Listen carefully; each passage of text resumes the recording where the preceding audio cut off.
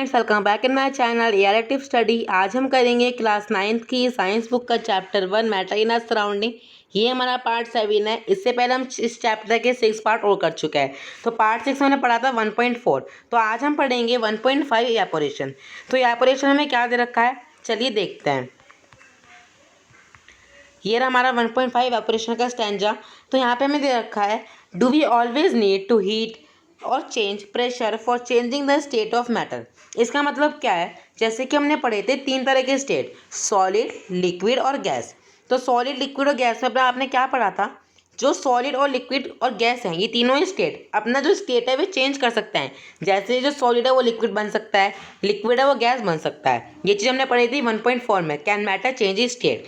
तो आज हम पढ़ेंगे ये बिना हीट और बिना प्रेशर के भी अपना स्टेट चेंज कर सकते हैं क्या। आपने ये चीज़ पढ़ चुके हैं ऊपर 1.4.1 और 1.4.2 में कि ये अपना जो प्रेशर मतलब जो अपना स्टेट है ये हीट और प्रेशर के द्वारा अपना स्टेट बदलता है। पर आज हम पढ़ेंगे ये अपना जो स्टेट है वो हीट और प्रेशर के बिना भी क्या बदल सकता है। तो देखो यहाँ पे लिखा हुआ है, can you quote some example from everyday life. क्या कोई एग्जाम्पल दे सकते हो अपने डेली डे लाइफ के कि जो change of solid from liquid, जो लिक्विड है वो डायरेक्ट गैस बन रहा हो, मतलब बिना हीट और चेंज के वो गैस बन रहा हो, take place without the liquid reaching the boiling point. मतलब बॉइलिंग पॉइंट पे ना पहुंच के बॉइलिंग पॉइंट से पहले ही जो लिक्विड है वो वेपर बन रहा हो। Water when left uncovered. देखो यहाँ पे उन्होंने हमें 2 एग्जाम्पल भी दे दिए। जैसे कि आप कोई भी पानी को अनकवर रखोगे, उसके ऊपर को ढकोगे नहीं, तो वो स्लोली क्या होगा, वो वेपर में चेंज हो जाएगा, वो भाप में चेंज हो जाएगा। मतलब वो किस में आ गया, गैस स्टेट में। ऐसे यहाँ पे एक एग्जाम्पल वो दे रखा है, वेट क्लोथ ड्राई अप। मतलब जैसे अपना कोई भी गीला कपड़ा सुखाते हैं तो क्या होता है, वो सूख जाता है। क्या होता है उसमें, मतलब जो वाटर है वो कहाँ जा रहा है, ना ही तो हम उसे कोई मतलब उसका ना हमें कोई टेम्परेचर दे रहे हैं, ना तो हम उसे गर्म कर रहे हैं कोई, और ना ही हम उसे कोई प्रेशर दे रहे हैं, पर वो अपना जो स्टेट है वो चेंज कर रहा है। ऐसा क्यों हो रहा है। What happens to water in the above 2 examples. जो इन दोनों एग्जाम्पल से जो वाटर है, जो पानी है वो कहाँ गया, तो ये चीज़ हम पढ़ेंगे हमारा अगला स्टैंजा में, जिसके अंदर यहाँ पे हमें आंसर दे रखा है, we know that particles of matter are always moving and are never at rest at a given temperature in any gas। देखो आपको पता है, हमने ऊपर ही पढ़ी ये चीज़ कि जो मैटर होता है, जो पार्टिकल्स ऑफ मैटर होता है, ये कभी भी रुकते नहीं, चाहे वो सॉलिड का हो, चाहे लिक्विड का और चाहे गैस का हो। गैस के पार्टिकल्स तो बल्कि बहुत ज़्यादा तेज घूमता है ना। ये चीज़ हमने ऊपर पढ़ी है। At a given temperature in any gas, liquid और solid, these are particles with different amounts of kinetic energy। kinetic energy मतलब चलते रहना, different amounts मतलब जैसे गैस में गैस में बहुत तेज घूमता है, लिक्विड में गैस से थोड़ा सा कम, और सॉलिड में, सॉलिड तो बिल्कुल सॉलिड चीज़ हो गई पर उसके पार्टिकल्स भी थोड़े थोड़े घूमते हैं। तो ये चीज़ उन्होंने बताया, अलग अलग अमाउंट में इनके पार्टिकल्स घूमते हैं। काइनेटिक एनर्जी हर पार्टिकल के पास होती है।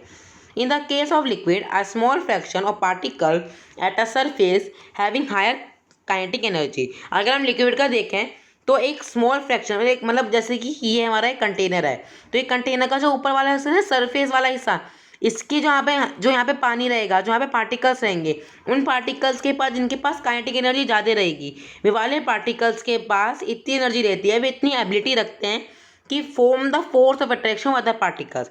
मतलब जो अदर पार्टिकल मतलब जो और पार्टिकल्स आ रहे हैं उनका जो फोर्स है वो तोड़ दें।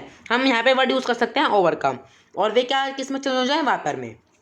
इसका मतलब क्या है, जैसे कि हमने यहाँ पे कंटेनर लिया, कंटेनर का ये हमारा सरफेस वाला पार्ट हो गया।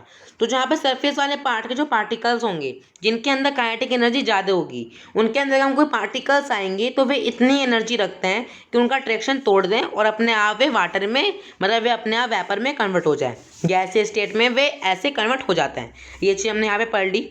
This phenomena of change of a liquid into vapour, liquid से वेपर बनने वाला ये वाला फिनोमिना, इसको हम कहते हैं इवेपोरेशन। यहाँ पे हमारा एक डिफाइन बन गया, what is evaporation. This phenomena of change of a liquid into vapour at a temperature below it's boiling point.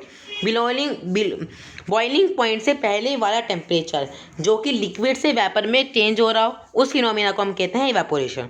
ये हमारा 2 तरीके से आ सकता है। यहाँ पे हमें क्वेश्चन मिल जाएगा, जैसे कि क्या तो आप इसे डिफाइन के रूप में याद कर सकते हो, डिफाइन ऑफ इवेपोरेशन, या फिर हम इसे याद कर सकते हैं व्हाट इज इवेपोरेशन।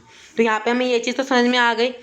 तो तो चलिए अब पढ़ते हैं 1.5.1 फैक्टर इफेक्टिंग इवेपोरेशन। तो हमारे फैक्टर इफेक्टिंग इवेपोरेशन में क्या पढ़ेंगे, कुछ ऐसे फैक्टर्स जो कि इवेपोरेशन को इफेक्ट करते हो।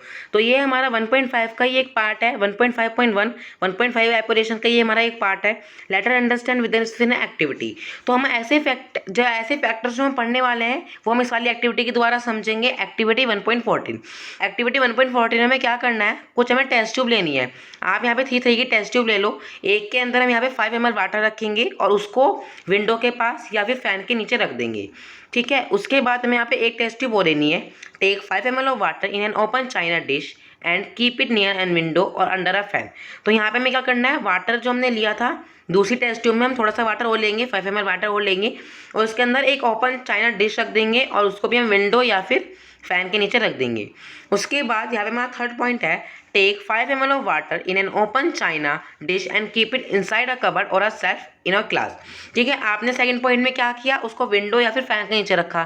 थर्ड पॉइंट में हम क्या करेंगे, उसे कबर्ड में या फिर किसी शेल्फ में, मतलब किसी हम उसे कबर्ड या शेल्फ जैसी जगह पे रख देंगे। उसके बाद हमें यहाँ पे जो हमारा रूम का टेम्परेचर है, जिस रूम में आपने वो चीज़ें रखी हैं उस रूम के टेम्परेचर को रिकॉर्ड करना है। रिकॉर्ड द टाइम और days taken for the evaporation process in the above cases. तो जो हमारा इवेपोरेशन प्रोसेस हुआ इन वाले केसेस में आपको इनका टाइम और डेज देखना है कि इनके टाइम और डेज कितना लगा इसके इवेपोरेशन होने में।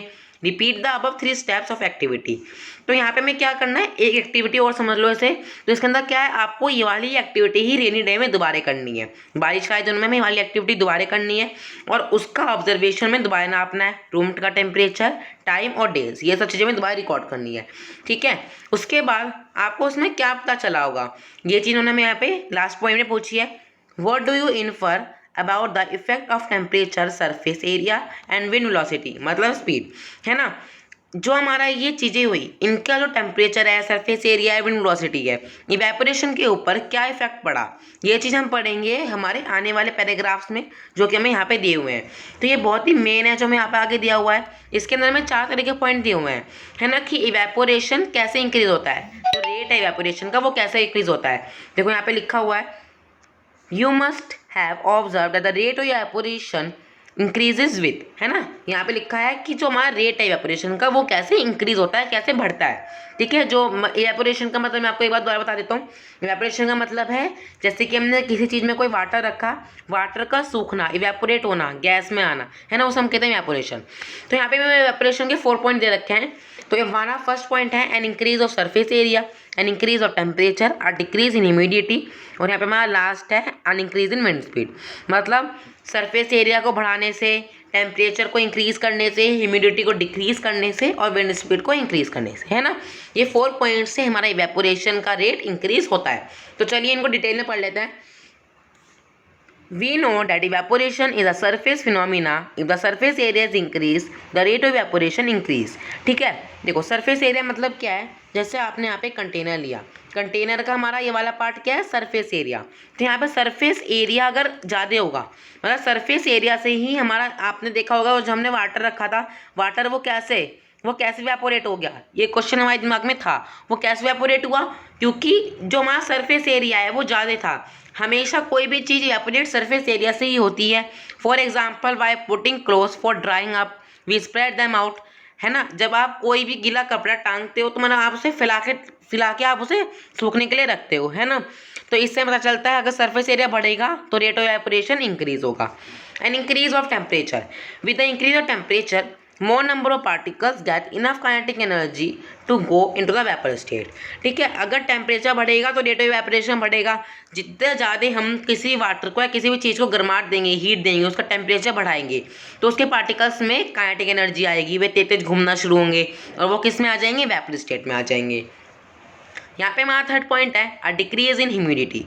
ह्यूमिडिटी मतलब humidity is the amount of water vapour present in air. Humidity एक हमारा मतलब आप समझ सकते हो जो कि एयर में वाटर होता है ना, उसे हम कहते हैं humidity. The air around us can not hold more than a definite amount of water. जो एयर है वो एक लिमिट तक ही वाटर को अपने अंदर रख सकती है। अगर आप ज़्यादा वाटर दोगे तो इवेपोरेशन क्या होगा, डिक्रीज हो जाएगा। ठीक है, if the amount of water is air already high, अगर एयर के बाद अमाउंट ऑफ वाटर बहुत ज़्यादा होगा तो इवेपोरेशन इंक्रीज नहीं होगा बल्कि डिक्रीज हो जाएगा। तो यहाँ पे हमारा फोर्थ पॉइंट है an increase in wind speed. It is a common observation that clothes dry faster on a windy day. ये कॉमन सी चीज़ है कि हमारी विंडी डे में जो कपड़े हैं वे जल्दी सूख जाते हैं। ऐसा क्यों होता है? ये कॉमन सी चीज़ तो है, पर हमें इसका बिहाइंड द रीज़न, मतलब इसके पीछे का रीज़न हमें नहीं पता। तो ये चीज़ हम पढ़ते हैं। With the increase in wind speed the particles of water vapour move away from the wind. Increase मतलब जो विंड स्पीड होती है विंडी डे में, क्या होता है, जो ये तेज हवा आ रही होती है इनसे वाटर वेपर बहुत दूर चला जाता है। द पार्टिकल्स, वाटर वेपर के जो पार्टिकल्स होते हैं वे दूर चला जाता है and decrease the amount of water vapour in the surrounding. और जो वाटर वेपर का अमाउंट है वो डिक्रीज हो जाता है, कम हो जाता है इन द सराउंडिंग्स में। इसलिए हमारे जो कपड़े हैं वे जल्दी सूख जाते हैं विंडी डे में। तो ये हमारे in increase in windy day, मतलब ये हमारी 4 पॉइंट्स यहाँ पे कंप्लीट हो गए। ये 4 पॉइंट बहुत इंपॉर्टेंट पॉइंट्स है, इनको आप एक बार और पढ़ सकते हैं। तो इसी के साथ हमारा यहाँ पे 1.5.1 यहाँ पे हमारी खत्म हो जाएगी। इस वीडियो में बस इतना ही। अगर आपको वीडियो अच्छी लगी हो तो चैनल को सब्सक्राइब करना, वीडियो को लाइक शेयर एंड कमेंट करना। Thank you for watching.